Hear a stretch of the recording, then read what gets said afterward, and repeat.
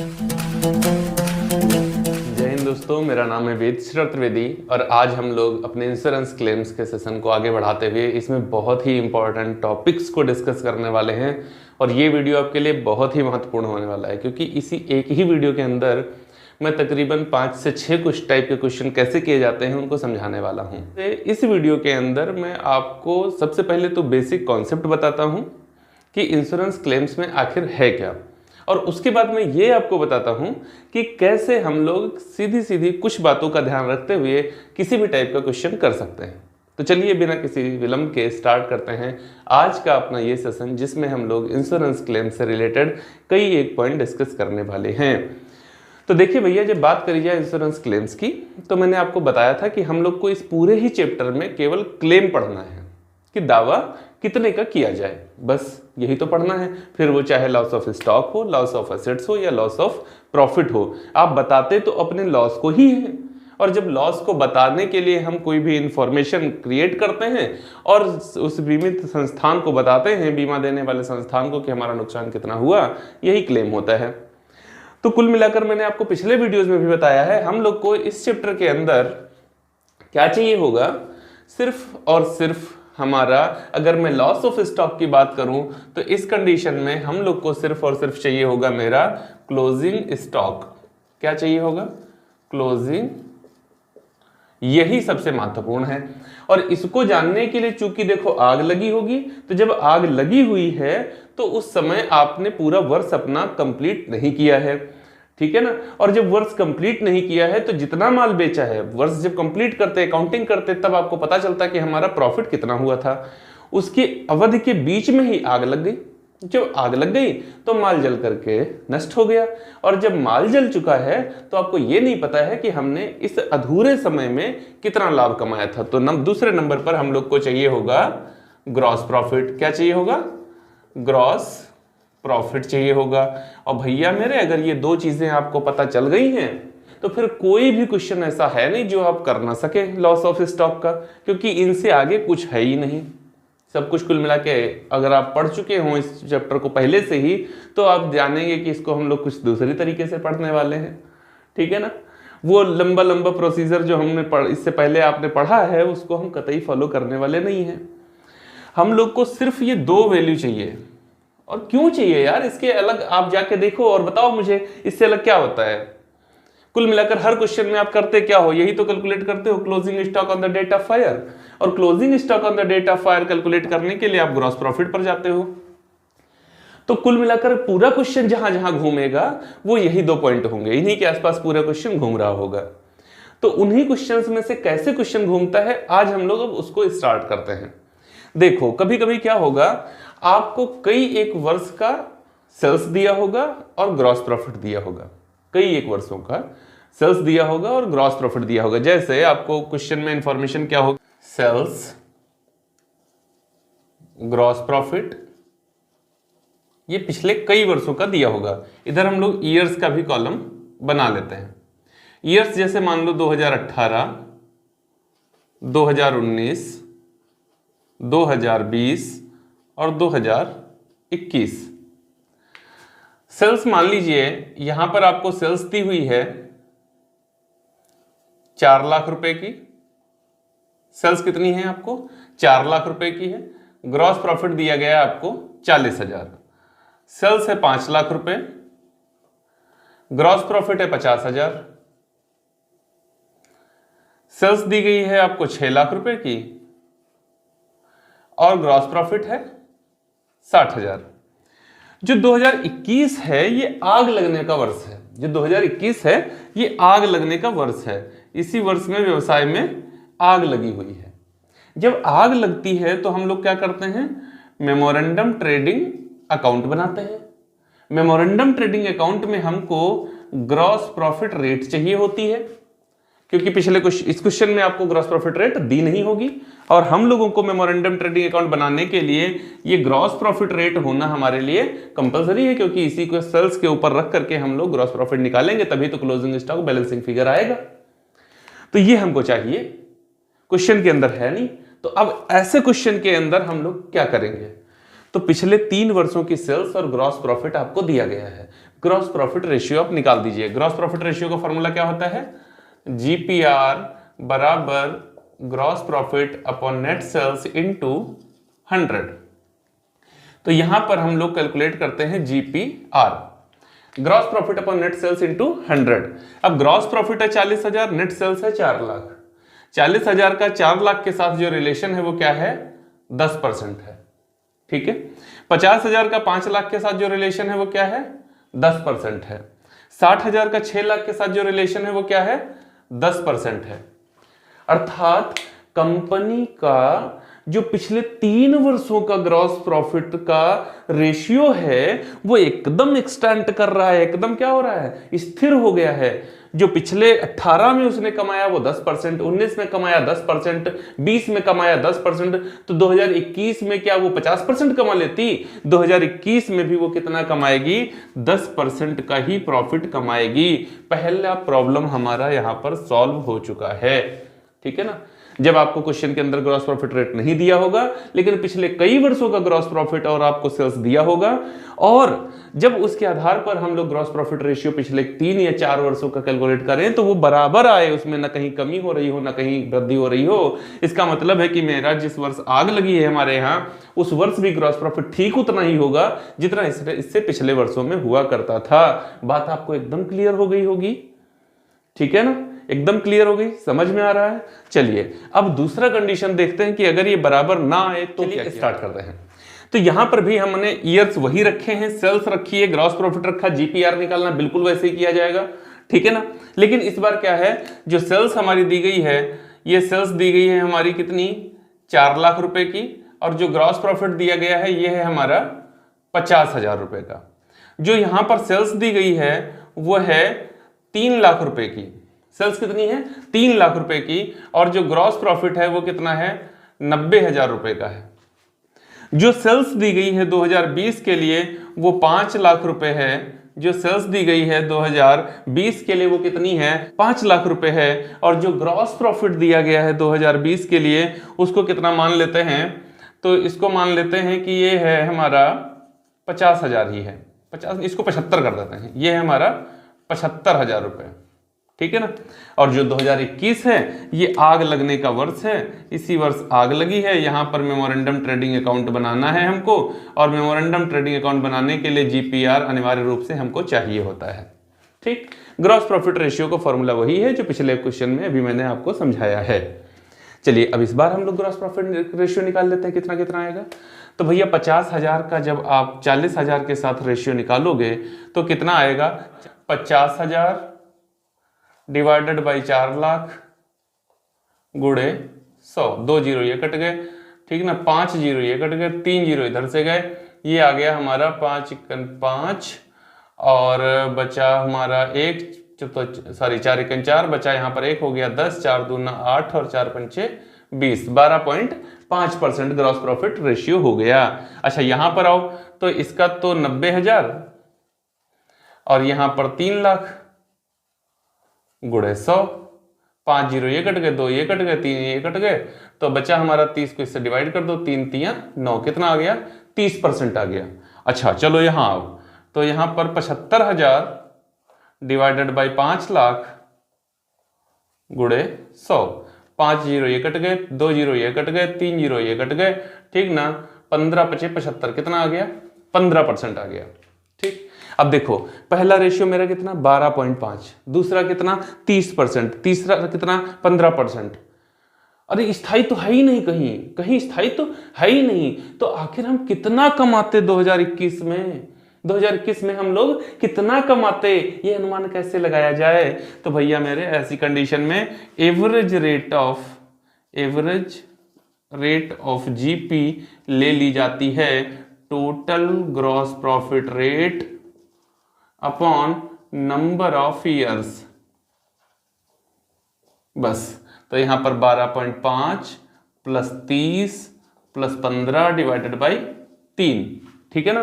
तो 30 और 15 45, 45 2 47, 10 57, 57.5, 57.5 को 3 से डिवाइड कर दो, 3 एकम 3, और यहां पर बचेगा 2, हो जाएगा 7 मतलब 27, 3 9 27, और 3 एकम 3, 3 6 18, 3 7 21, ठीक।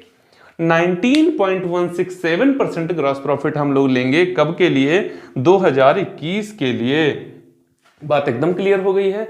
अगर मेरी रेट ऑफ ग्रॉस प्रॉफिट में फ्लक्चुएशन हुआ, अगर रेट ऑफ ग्रॉस प्रॉफिट में फ्लक्चुएशन हुआ, अप एंड डाउन हुआ, ऊपर नीचे हुआ, तो इस कंडीशन में ट्रेडिंग, जब हम लोग मेमोरेंडम ट्रेडिंग अकाउंट बना रहे होंगे, उस वर्ष के लिए जो ग्रॉस प्रॉफिट रेट लिया जाएगा वो उन सभी का एवरेज ले लिया जाएगा। बात क्लियर हो गई है आपको? एकदम क्लियर हो गई है। चलिए खैर, तो अब हम लोग स्टार्ट करते हैं अपना अगला टॉपिक कि अगर हम लोगों को सेलिंग प्राइस या फिर कॉस्ट प्राइस में कहीं पर कुछ वृद्धि हो जाए तो उसका इफेक्ट क्या पड़ेगा और उसके लिए रेट ऑफ ग्रॉस प्रॉफिट कैसे निर्धारित करी जाएगी। और ये कंडीशन बहुत ही इंपॉर्टेंट होती है हर एक क्वेश्चन में, अगर ऐसा पूछ लिया जाए तो चलिए देखते हैं कि अगर सेलिंग प्राइस या कॉस्ट प्राइस में कुछ वृद्धि हो जाए या कमी हो जाए तो ग्रॉस प्रॉफिट कैसे निर्धारित किया जाए। क्वेश्चन दिया गया है कि वर्ष 2020 में एक कंपनी में आग लग गई, वर्ष 2020 में एक कंपनी में आग लग गई और 2019 का जो डाटा हम लोगों को दिया गया था उससे हम लोग ट्रेडिंग अकाउंट बनाया है और उस ट्रेडिंग अकाउंट में हमारा जो ग्रॉस प्रॉफिट आया है, gross profit in trading account, trading account, वो है हमारा 1 लाख रुपए का।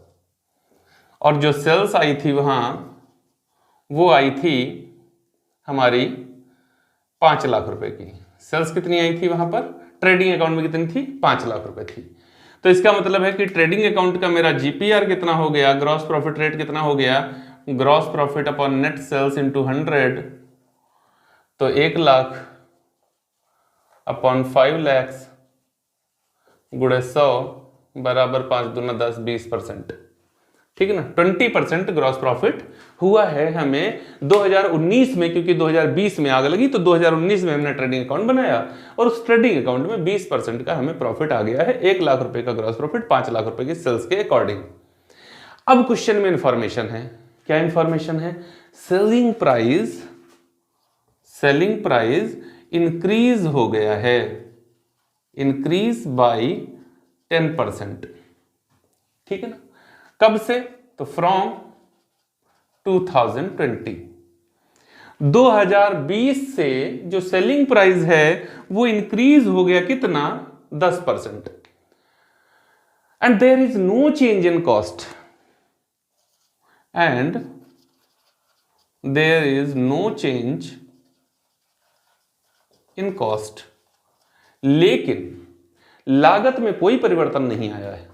लागत ना तो कम हुई है और ना ही लागत बढ़ी है। कॉस्ट ना तो कम हुई, ना तो डिक्रीज हुई और ना ही इंक्रीज हुई। कॉस्ट में कोई चेंज नहीं आया, बस 2020 से क्या हुआ है, सेलिंग प्राइस हमारा 10% बढ़ गया है। अब देखो, अब तो वैसे क्या होता, ट्रेडिंग अकाउंट का 20%, मेमोरेंडम ट्रेडिंग अकाउंट का 20% हो जाता, लेकिन भैया यहां पर इसने क्या कहा कि अब सेलिंग प्राइस 2020 से 10% बढ़ जाता और कॉस्ट पर इसका कोई चेंज भी नहीं आता। तो ये तो बहुत ही इंपॉर्टेंट टॉपिक हो गया, ये तो बात बहुत ही महत्वपूर्ण हो गई। अब कैसे निर्धारित किया जाए? तो चलिए यार निर्धारित करेंगे भाई, कैसे करेंगे इसको, तो बहुत ध्यान से समझिएगा, बहुत ध्यान से समझिएगा, ठीक ना। कि क्या समझना है यहां पर भैया कि सेल्स का मतलब क्या होता है। तो सेल्स बराबर क्या होता है? कॉस्ट प्लस प्रॉफिट, है ना। यही तो होता है, जब कॉस्ट और प्रॉफिट दोनों को जोड़ते हैं तो सेल्स आ जाती है। अच्छा, हम मान लेते हैं कि हमारी सेल्स कितनी है? 100 रुपया है और प्रॉफिट कितना है? 20 रुपया है, तो हमारी कॉस्ट कितनी हो गई? 80 रुपया हो गई, है ना। सीधी सी बात है। या फिर आप इसको ऐसे कैलकुलेट कर सकते थे, कॉस्ट बराबर, चाहे फार्मूला लगा दो, सेल्स माइनस प्रॉफिट, तब भी तो वही आएगा। सेल्स है हमारी 100 रुपया, प्रॉफिट है 20 रुपया, कॉस्ट कितनी आई? 80 रुपया। तो हमको एक बात पता हो गई है कि जब हम 100 रुपए का माल बेचते हैं तो हमारी लागत कितनी होती है? 80 रुपए की होती है। बात क्लियर। और ये 80 रुपए की लागत हमारी बिल्कुल बदली भी नहीं है, 80 रुपए की 80 रुपए ही रही है, क्योंकि यहां लिखा है there is no change in cost, यहां लागत में कोई परिवर्तन नहीं हुआ है। तो मेरी कॉस्ट कितनी हो गई है, ये मुझे पता हो गया है, मेरी कॉस्ट कितनी है? 80 रुपए है। अब चलते हैं सेलिंग प्राइस पर। तो मेरी जो सेल्स है, जो है नहीं, जो थी, मेरी जो सेल्स थी वो कितनी थी? 100 रुपए थी, है ना। और इसमें क्या हुआ? 10% की वृद्धि हो गई, 10% की वृद्धि हो गई। तो अब हमारी सेल्स कितनी हो जाएगी? 110 रुपया हो जाएगी। 100 रुपया पहले थी और 100 रुपए का 10% कितना होता है? 10 रुपया। तो अब मैं कितने का माल बेचूंगा? 110 रुपए का बेचूंगा, है ना? कितने का बेचूंगा? 110 रुपए का बेचूंगा। जब 110 रुपए का मैं माल बेचूंगा तो मेरा प्रॉफिट कितना आएगा? तो प्रॉफिट का फॉर्मूला तो वही होता है, क्या होता है? Sales minus cost. ये कोई नई बात थोड़े बता रहे हो आप, सेल्स माइनस कॉस्ट बराबर प्रॉफिट होता है। ये तो हमने बहुत खूब पढ़ा है हमने। तो भैया पढ़ा है आपने तो 110 माइनस कॉस्ट कितनी है? 80 रुपए। कॉस्ट तो बदली नहीं, कॉस्ट तो जितनी थी उतनी ही है, और सेल्स मेरी 100 रुपए से बढ़कर 110 रुपए हो गई है। तो अब हम लोग इस कंडीशन में प्रॉफिट कितना कमाएंगे? इस कंडीशन में हम लोग प्रॉफिट कमाएंगे 30 रुपया, है ना? तो new rate of gross profit, new rate of GP बराबर new GP upon new sales into 100। ये न्यू मैं लिख रहा हूं, आप ना लिखो, कोई फर्क नहीं पड़ेगा, ठीक ना? मैं न्यू इसलिए लिख रहा हूं क्योंकि मेरे पास ऑलरेडी एक ग्रॉस प्रॉफिट था और एक सेल्स थी। ये एक नई ग्रॉस प्रॉफिट और नई सेल्स निकली, इस वजह से मैं उसको न्यू लिख रहा हूं आपको समझाने के लिए, ठीक? तो चलिए, अब मेरा ग्रॉस प्रॉफिट कितना है भैया? मेरा ग्रॉस प्रॉफिट है 30 रुपया। ये लिखा था, ठीक? ये 30 रुपया कब कमाएंगे हम? जब हम 110 रुपए का माल बेचेंगे। 110 रुपए का माल बेचेंगे, 80 रुपए लागत है, प्रॉफिट कितना कमाएंगे? 30 रुपए कमाएंगे। तो 30 रुपए कब कमाएंगे? जब 110 रुपए का माल बेचेंगे, इनटू 100। सॉल्व कर दीजिए, इसको सॉल्व कर दीजिए, कितना आ जाएगा? ये हो जाएगा 300 और ये नीचे आ जाएगा 11। 11 से इसको सॉल्व करो, 11 दूना 22, यहां पर बचा 8 हो गया 80, 11 सत्ती 77, बचा 3 हो गया 30, 11 दूना 22, फिर बचे वही तुम्हारे 8, 11 सत्ती 77, 27.27% का रेट ऑफ ग्रॉस प्रॉफिट होगा, जो हम लोग मेमोरेंडम ट्रेडिंग अकाउंट में यूज करेंगे। ये बहुत ही इंपॉर्टेंट पॉइंट था, ठीक है ना? ये अब हम लोग जो मेमोरेंडम ट्रेडिंग अकाउंट में rate of gross profit use करेंगे, वो हमारी 20% की नहीं होगी। वो कितनी होगी? 27.27% की होगी। और देखो, ये जिस तरीके से मैंने आपको समझाया है, कंपटीशन में भी ये क्वेश्चन इस तरीके के खूब पूछे जाते हैं। तो आपको क्या करना है यार, बहुत सिंपल तरीके से इसको समझ लेना है कि भैया मेरे सेल्स का मतलब क्या होता है? Cost plus profit. अगर कॉस्ट में भी चेंज आया होता, मैं कॉस्ट का चेंज यहां पर इंक्लूड कर देता, ठीक है ना? और यहां पर मैंने सेल्स में जो चेंज आया वो तो मैंने आपको बता ही दिया, ठीक? इस टाइप का एक क्वेश्चन आपकी बुक में दिया भी गया हुआ है, आप उसकी प्रैक्टिस करिएगा। जितना प्रैक्टिस, देखो ये इस तरीके की जितनी भी कैलकुलेशन बेस्ड स्टडी होती है वो आपकी प्रैक्टिस पर निर्भर करती है। जितना ज्यादा अभ्यास करोगे उतना ज्यादा आप तेज हो जाओगे, आपका दिमाग उतना तेज हो जाएगा, चीजों को कैप्चर करने की आपकी आदत जो है ना उतनी ज्यादा बेहतर हो जाएगी। ये आपकी प्रैक्टिस पर होता है, जितना प्रैक्टिस करोगे उतना बेहतर तरीके से इसको समझ सकते हो, ठीक है ना? तो चलिए, इसी क्वेश्चन में हम लोग अभी 2 कंडीशन और समझ लेते हैं कि अगर मुझे सेल्स नहीं दी गई तो फिर हम लोग सेल्स कैसे कैलकुलेट करेंगे। मुझे सेल्स दी ही नहीं गई, मुझे सेल्स नहीं दी गई, तो सेल्स कैसे कैलकुलेट। तो चलिए स्टार्ट करते हैं भैया। देखिए, सबसे पहले जो नेट क्रेडिट सेल्स होती है, या जो क्रेडिट सेल्स होती है, क्रेडिट सेल्स जो होती है, इसका डायरेक्ट रिलेशन किसके साथ में होता है? तो डेटर्स के साथ में होता है।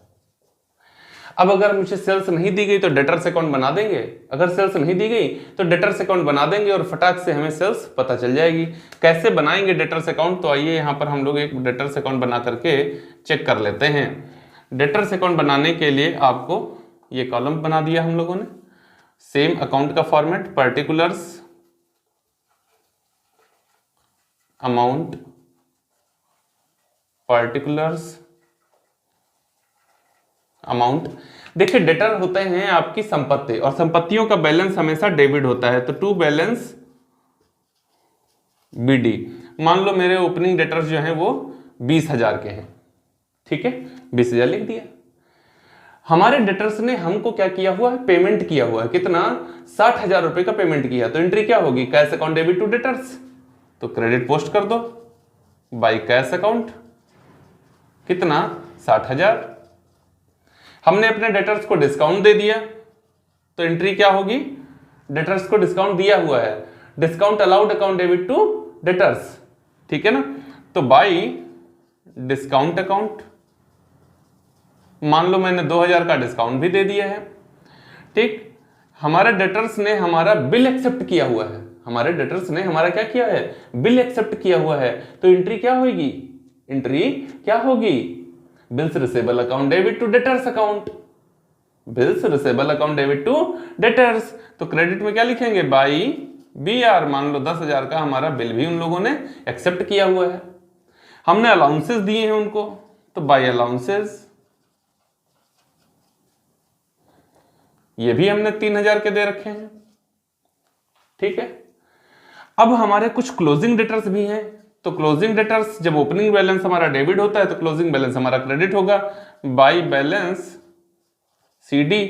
मान लो 30,000 रुपए के हमारे क्लोजिंग डेटर्स हैं, ठीक। अब यहां पर आप क्या करिए, इनका टोटल कर दीजिए। अच्छा, एक चीज और हो सकती है, ठीक, क्या हो सकती है, आपने अपने डेटर्स, आपके डेटर्स ने आपको माल वापस किया तो बाई सेल्स रिटर्न, माल वापस किया तो बाई सेल्स रिटर्न, ठीक। चलिए अब क्रेडिट का टोटल करते हैं, तो 60,000, 70,000, 70 और 30, 1,00,000, 1,05,000, कितना आया, 1,05,000। जब 1,05,000 आ गया है तो वही 1,05,000 आप यहां पर लेकर आ जाइए, और 1,05,000 रुपए में से आप ये 20,000 हटा दीजिए, इसका मतलब है कि 80,500 रुपए की टू सेल्स अकाउंट। आपने अपने डेटर्स को कितना माल उधार में बेचा है, 80,500 रुपए का माल आपने उधार में बेचा हुआ है, क्योंकि जब डेटर्स को माल बेचा जाएगा उधार में, क्योंकि जब डेटर्स को माल उधार में बेचा जाएगा तो एंट्री क्या करी जाएगी, debtors account debit to sales account, तो डेबिट साइड में पोस्ट कर देंगे टू सेल्स अकाउंट, हो जाएगा आपका पूरा पता चल जाएगा आपको कि आपका यहां पर क्रेडिट सेल्स कितना है। बात एकदम क्लियर हो गई। अब देखिए, अगर क्वेश्चन के अंदर आपको परचेज न दी गई हो, क्या हो, परचेज न दिया गया हो, तो क्रेडिट परचेज आपका डायरेक्ट रिलेटेड होता है किससे, क्रेडिटर से। जब आपने माल खरीदा, आपने लेनदारों, जब माल आपने उधार में खरीदा और भुगतान नहीं किया तो सामने वाला आपका लेनदार हो गया, आपका क्रेडिटर हो गया। तो इसी तरीके से क्रेडिटर्स अकाउंट बना करके हम लोग क्रेडिट परचेज को बड़ी ही आसानी के साथ कैलकुलेट कर सकते हैं। क्रेडिटर्स अकाउंट इसका जस्ट अपोजिट बनता है, उसका बाई बैलेंस BD होता है, डेबिट साइड में to cash, to discount, to BP, to allowances, to balance CD, सब कुछ इधर होता है। और क्रेडिट साइड में आता है बाई परचेज अकाउंट, क्योंकि क्रेडिटर्स होते हैं आपकी लायबिलिटीज, ठीक है ना। तो बात क्लियर है। अगर आपको सेल्स ना दी गई हो तो डेटर्स अकाउंट बना देंगे, और अगर आपको परचेज ना दिया गया हो तो क्रेडिटर्स अकाउंट बना देंगे। और इस तरीके से हम लोगों ने आज कई सारे क्वेश्चन से रिलेटेड कुछ इंपॉर्टेंट पॉइंट यहाँ पर डिस्कस किए हुए हैं। उम्मीद है ये आपके लिए बहुत ही महत्वपूर्ण होंगे। यदि ये वीडियो आपको अच्छा लगा तो इसे लाइक करें। यदि आपने हमारे चैनल को अभी तक सब्सक्राइब नहीं किया हुआ तो इसे सब्सक्राइब कर लें, ताकि मेरे सारे वीडियो आपको बड़ी आसानी के साथ मिल जाएं। अपना स्नेह देने के लिए और वीडियो को पूरा देखने के लिए आप सभी का बहुत बहुत धन्यवाद। जय हिंद दोस्तों।